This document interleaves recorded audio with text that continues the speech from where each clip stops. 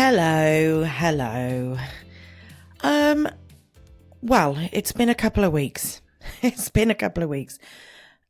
I had a bit of a mare. So I came on, gave you an intro episode all about the new format of the podcast and how great it was going to be. And then I had a problem with my mic. Actually, I had a big problem with my laptop.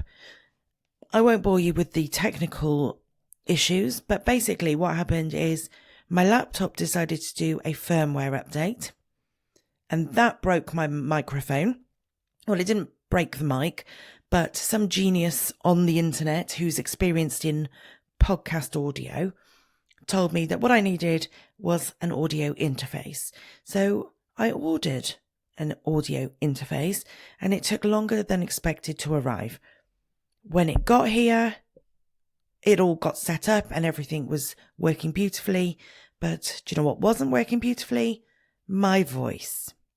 Because I have got this stupid lurgy that's going around. I've had it for a couple of weeks now. I'm blooming sick of it. Absolutely fed up of it. So I thought I can't leave it any further before I bring you an episode. I got you all excited for the new format.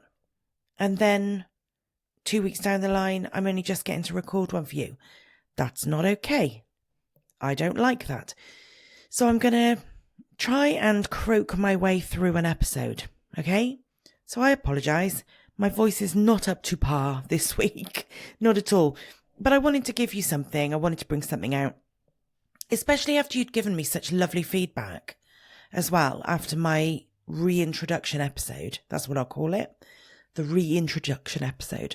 I had some really, really nice messages, really lovely comments, really lovely emails saying that basically you were looking forward to the change and that I was potentially going to fill a hole that you didn't really know how to fill. I had an email from Rose, lovely Rose, thank you. Oh, it was the best email because I opened it and in great big letters it says positive. And I was like, yes, that's brilliant, Rose, thank you. Anyway, she apologised to me for the big letters. It turns out it was unintentional, but I'm going to pretend that it was intentional and that she was just very excited. So thank you, Rose. Thank you very much. But as a part of Rose's email, she did say that she feels like there's a part that's missing and she doesn't really know what it is. So hopefully this new information is going to help fill those holes and will complement what we've done already on the podcast. I mean, that's not going anywhere. All the previous episodes are going to stay there. And yeah, we're just going to build on it. We're just going to do really good things and build on it. So that is where we're at. So should we just get on with it? Because let's hope that my voice can get through it. But I don't want to waffle for hours before getting into the substance of the episode, because what if my voice goes completely? What will happen then? Oh, actually, one more thing before I do get into it. I would really, really, really like to get to know you as a listener, habits-wise. I would really like to know about how you listen to your podcasts. I'd like to know when you listen, where you listen, what you're doing when you listen. And then that will help me to shape what I do for you. And hopefully just make it the best it can be, really. Now, the only way I can do this is if you can give me a little bit of feedback on that. So I'm not asking you to say lots of information about what you think of the podcast and what your favourite episodes have been and all that. I'm not asking for that. I'm asking you to just answer a couple of questions in a really quick survey to tell me about your listening habits. I promise this is not a long survey. It will take you just a couple of minutes maximum. Promise. So the link is in the show notes. And if you're an email subscriber, you'll see that the email that comes out to tell you about this episode, the link is also in there.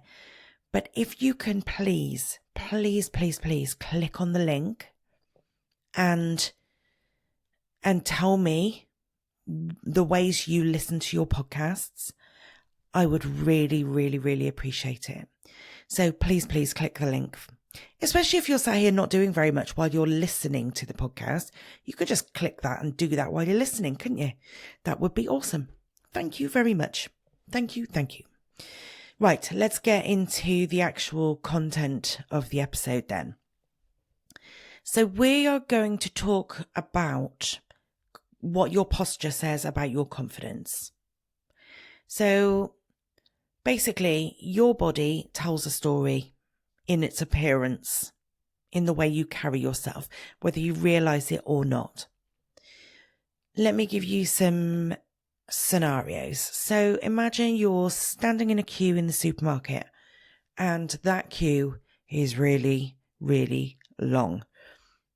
The longer you stand there, the more fed up you get, and you start shuffling from side to side. And maybe you started the queue, stood up straight, all lovely and happy and ready to get to the checkout and have a nice conversation with the cashier. By the time you've got to the front, though, the queue has been that long that you are slumped and you are fed up and you can barely manage a smile. If you're anything like me, you can barely manage a smile anyway because you're in the supermarket. But your posture can change that quickly based on your energy and what you're feeling. So another example would be if you go into a meeting, you're at work or you're going to an online networking meeting or something like that, and you start the call or you start the meeting sat up in your chair, keen, excited, well, maybe not excited, but keen, interested, and you sit up straight and you're paying attention and you're giving the eye contact. And then 3 hours in, you're still there and you're not feeling so positive. You are fed up, you are annoyed, you are bored, you are tired, whatever it is you are. And you are slumped in your chair a little bit. Maybe you're not paying attention. You're not maintaining that focus. You're shifting from side to side. You're looking around. You're leaning on the table or you're leaning on your arm of your chair. And your posture has completely changed because your vibe is very different. So that's how you can see from somebody's body language what they're feeling. And people will pick up on that from you. So notice how you're sitting or standing right now. Not because I'm asking you to correct it. I'm not going to be like, right, pick yourself up now. Just as a matter of interest. How do you look right now? I'm quite relaxed. So I'm sat at my desk. I'm leaning forward on my desk. I'm talking in the mic.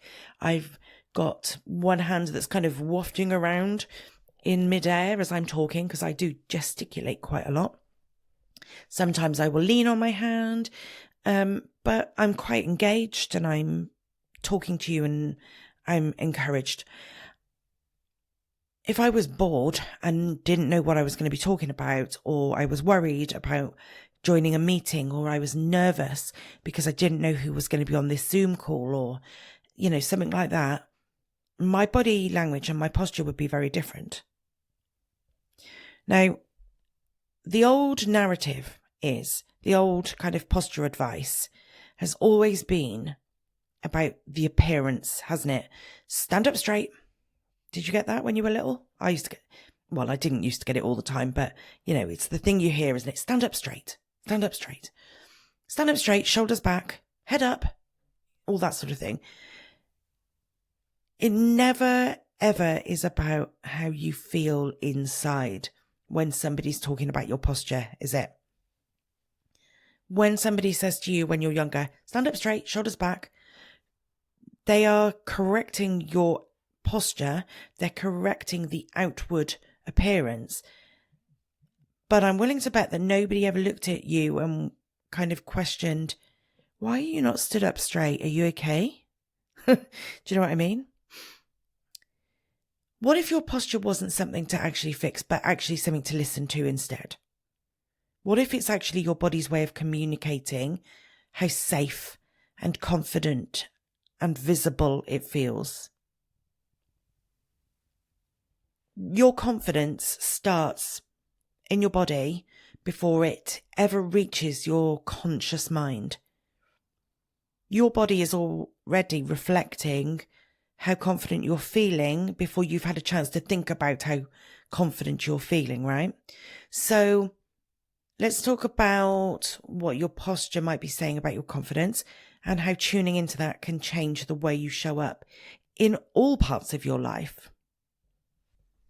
Confidence is not just a mental thing, right? Emotions live in the body and they come out visibly from the body. So in the same way as you might laugh or you might cry, your other kind of energies, your other emotions will come out slightly differently. So we're specifically talking about confidence today, aren't we? That will come out in your body. And when you feel anxious and when you feel scared, that sort of thing, it all comes out through your body, even if you're not releasing your emotion as an actual display of emotion, like laughing and crying. So when you feel anxious, for example, you might curl inwards. If you are sitting or you're lying down, you might bring yourself into more of a fetal position. If you are scared, you might do similar. It's almost like if you are scared and you curl up into a ball, it makes you untouchable because they can't really see you because you're very, very small. You know, whatever the situation is, it can't touch you if you're as small as you can possibly be. Now, if you compare that to feeling proud, for example, you naturally expand. Or if you're super confident, you naturally expand. Your body opens up. You stand taller. You take up more space. Many, many women have learned over the years to make themselves smaller, right? Diet culture tells us to shrink ourselves. We're told to have smaller voices. We are criticized for the way we look, our shape, our size, the clothes we wear, the makeup we wear, the hair style that we've gone for. And these are all experiences of being judged. So your response to situations where you are not going to feel comfortable, your response is protective. To shrink yourself down, to hide yourself a bit, it's all protective. If you feel like you're going to be judged for your body size or your body shape, you might try to shrink that and hide it.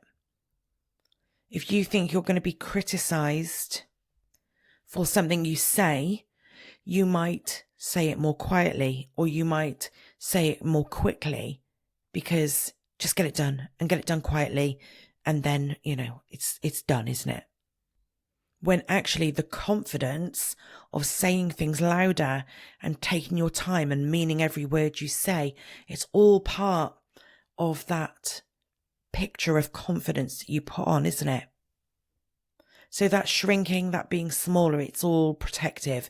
It's trying to protect you from harm, essentially.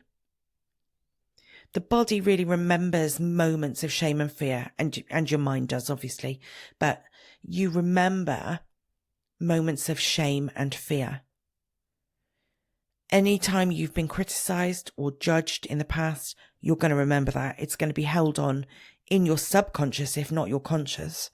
So the physical act of shrinking can start to become habitual. It can be something you do automatically. Think about walking into a room, right? You're going to walk into a room and you know that everybody in there is going to judge you. What's going to happen to your body? Your shoulders are going to tighten. Your chest is going to cave slightly. Your body is going to slump. And you are going to basically shrink yourself down and try and protect yourself before you've even walked through the door. Now imagine walking into that space when you feel confident and you are going to walk into that room and everybody is just waiting to see what you've got to say. They love the way you look. They love that you're there saying what you're saying. Now what? You walk in, your head is held high, your shoulders are back, you walk in with this air of, yes, people, I am here. You breathe easier, your body opens up. You can see it. You can see the way that somebody feels the way they're walking into a room. So where in your life are you noticing yourself shrinking? Where in your life, where in your day-to-day habits and behaviors, where in the routines that you have, are you making yourself small? And when in those days, when in those times, are you opening your body and being more relaxed? This isn't about fault and posture correction, right? It's about awareness, because you can't change what you don't notice. So if you can take the time to think about this, you can start to change the things that you want to improve. A lot of people talk about this kind of confidence as presence. You ever heard that? People talk about somebody who's got real presence in the room. They can command a crowd without even trying. They draw somebody's attention without trying. People like being around them. They just have a presence. You hear that all the time. Well, that presence comes with a posture. Your body will look a certain way and will give off a certain vibe when you have that presence. And it doesn't need to be loud and powerful and brash. If you're not the kind of person that walks into a room and goes, "Good evening, ladies and gentlemen, I am here," and you will listen, that's absolutely fine. You do not need to be that person. You don't have to be loud and powerful. You can be quietly powerful. You can have a presence that is quiet and grounded and steady and reassuring and calming and all those things. So don't for a minute think that you have to be big and bold and loud and brash and aggressive to have a presence and to show people that you're confident. It doesn't have to be like that in the slightest. A confident posture feels like alignment. Feet feeling really grounded, comfortable on the floor, not shuffling from side to side, but stood firm. Long, tall spine, shoulders soft, breathing steady. It just feels natural and comfortable. That's what real confidence feels like. And it is true, someone can look perfectly confident, but still feel tense and disconnected. That is true, of course. But true confidence comes out of the ease of all of those quiet parts that I said about. You can tell, for example, if let me think of an excuse. No, not an excuse. Let me think of an example. So, have you been in a training session? You sat in a training session and the trainer at the front is going to be either somebody that you want to listen to or not. But they will have an air of confidence, whatever level of confidence that is. Now, for some tutors, for some teachers, they might look like an absolute bag of nerves. They're all a little bit jittery. They don't really know what they're doing. They're shuffling around. They're trying to find the things that they need. And that kind of energy. And if they didn't say a word, you would feel that through their behaviors and through their presence, through the way they're stood. And if you've got a teacher who's confident and grounded in their approach and calm and just knows what they're going to say, and they know that they're interesting and they know that you're going to listen and that you want to learn, you can feel that, right? You can feel that from somebody before they've even opened their mouth. And then there's the other end of the spectrum where you've got somebody who is teaching a class and they are loud and they're aggressive and they're throwing the hang on a minute. I was just going to give you a really bad old example. I was just about to say that throws the blackboard rubber across the room to get your attention. But do you even know what a blackboard is? Are you of an age where you know what a blackboard is? Please tell me you do. Because otherwise I feel really old right now. But there are teachers that are very loud and very aggressive in their style in order to try and get you to listen. Now, is that also a confidence thing? Do they not have faith in themselves as teachers, able to deliver and command your attention? Is that a confidence thing too? That middle ground where you've got that calm confidence, that's the best, isn't it? Don't you just love being around people like that? So wouldn't you love that for yourself? And you can apply this to many, many different areas of life. Walking into a meeting, walking into an office full of people you don't know, walking into a networking meeting, speaking up in a meeting, in general life, walking into a room where you've got family and friends. There's lots of different ways that you can bring this confidence into your life and have it be impactful for you. But notice, if you think about putting yourselves in these positions, then notice what your body's doing. Notice how you see yourself in those situations. What do you feel like your confidence levels in your body are doing when you imagine yourself in those different situations?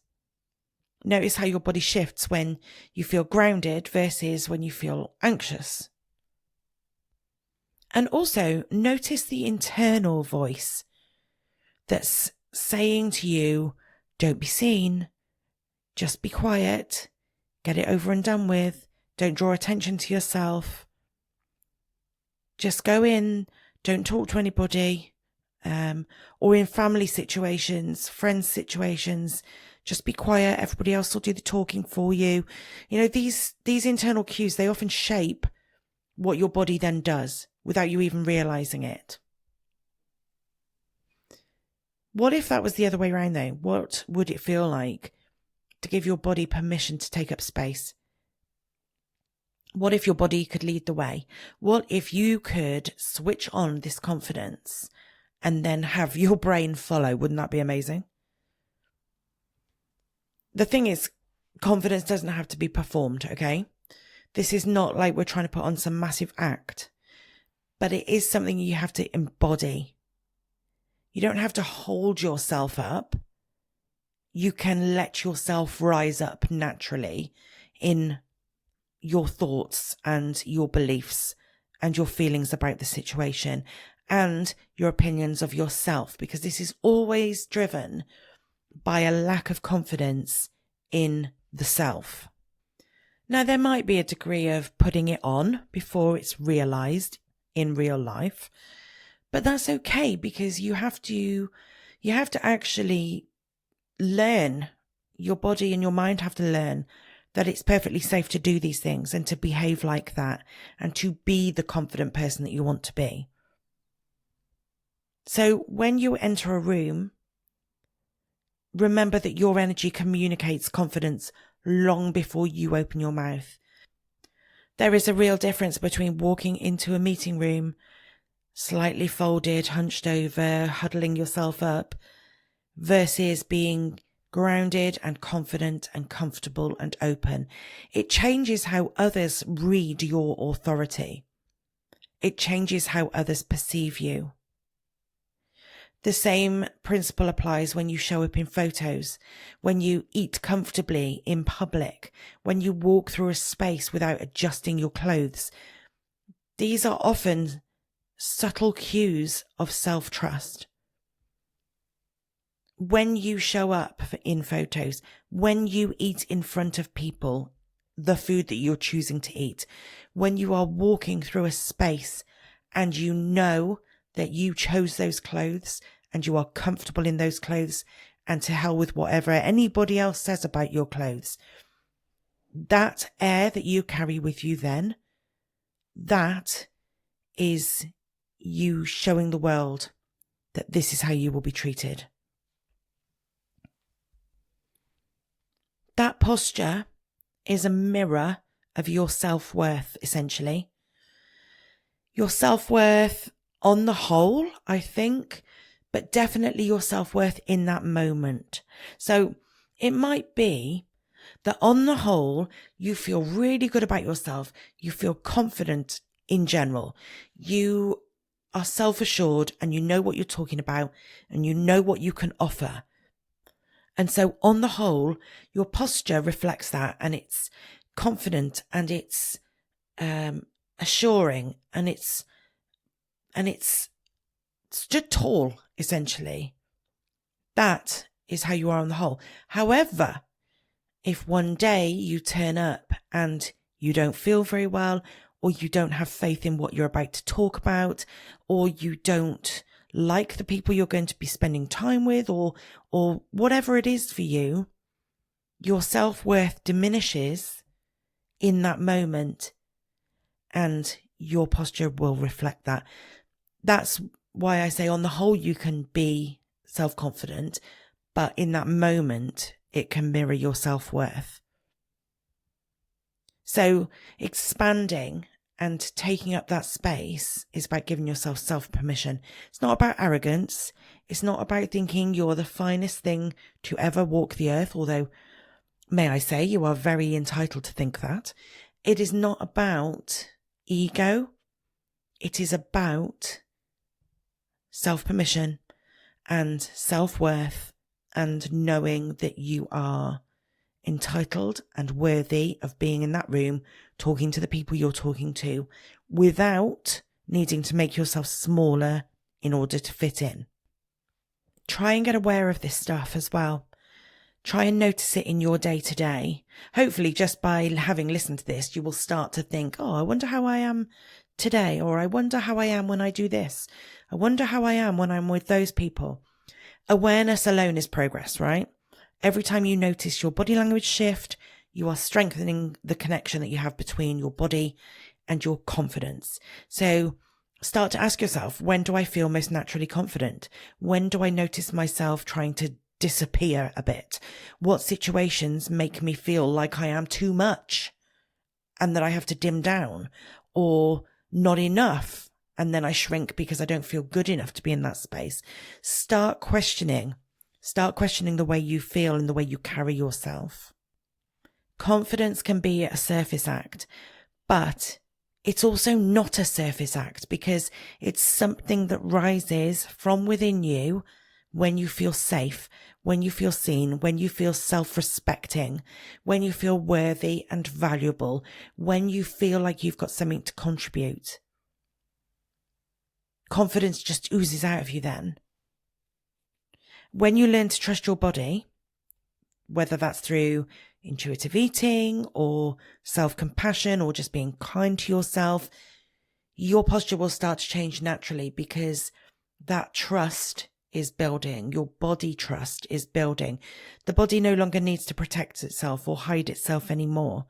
So it starts to expand and it starts to take up space. And that's brilliant. To have that body trust is absolutely brilliant. And remember, you don't have to hold yourself rigidly. Okay. It's not about that stand up straight, shoulders back, head up, blah, blah. It's not about that. It's not about that. It's a relaxed confidence. When you feel worthy, you do not have to remind yourself to stand tall. You do not have to remind yourself to stand up straight and put your shoulders back. Your body already knows how to do that. It already feels it. It knows and it does it. So what does that look like for you? What would it look like to live in a body that feels that safe and that powerful? I do this work all the time with women, and it is the best thing to have a session with somebody and do some of this work, and for them to come back to me the next session and go, guess what I did this week? And I bloody owned it. Just somebody walking through a door to a room where they don't necessarily know what's inside and feel comfortable doing that.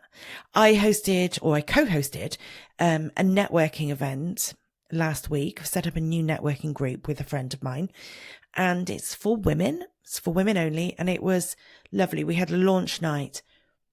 I stood by the door quite a bit while people were coming in because I know it can be nerve-wracking to walk into a room full of people you don't know. I totally get that. But you know what? The confidence of the women in that room was just oozing out of them by the end of it. It started by women in there kind of milling around and meeting people they didn't know. There weren't many of them that came with other people, so it was really nice to see people mingling and meeting each other. And by the end of the evening, we had bigged those women up and we had made them feel so good about the stuff that's happened to them this last year. And by the time they left, these women were louder and more confident. I don't mean louder as in loud and leery, but there was definitely a buzz about the room. And there was an air of confidence in that room. And these women felt good and they felt powerful and they felt like they were part of a community. This is the stuff. This is the work. This is the transformation. This is the stuff that I get to do with clients all the time. I get to help you to reconnect with your body. I get to help you trust yourself and then show up in a room full of people that you don't even know. It's just brilliant. It's just such a good thing to see. I love, love, love to see people like you just transforming and being more confident in life because of all the changes that you're making based on your self-worth. I love it. So remember, how you hold yourself tells the world how you hold your self-worth, right? You are just learning to reconnect with yourself. If you don't feel confident all the time and if you don't stand tall all the time, that's fine. You don't need to fix how you stand. You need to feel worthy of standing up fully in yourself. So next time you leave the house, I want you to try something. Before you walk through that door, I want you to stand tall, relax your shoulders, lift your head, take a deep breath and step out into the world like you are a force to be reckoned with. And you do that every day because at the beginning, it might feel like something forced, but the more you do it, the more your body and your brain knows it's safe to do it. And then it just does it. An everyday act of quiet confidence. That's what you're going to do. And then stand tall, not because you should, but because you bloody well can. Have an absolutely fabulous, confident, wonderful week. And I'll speak to you next week.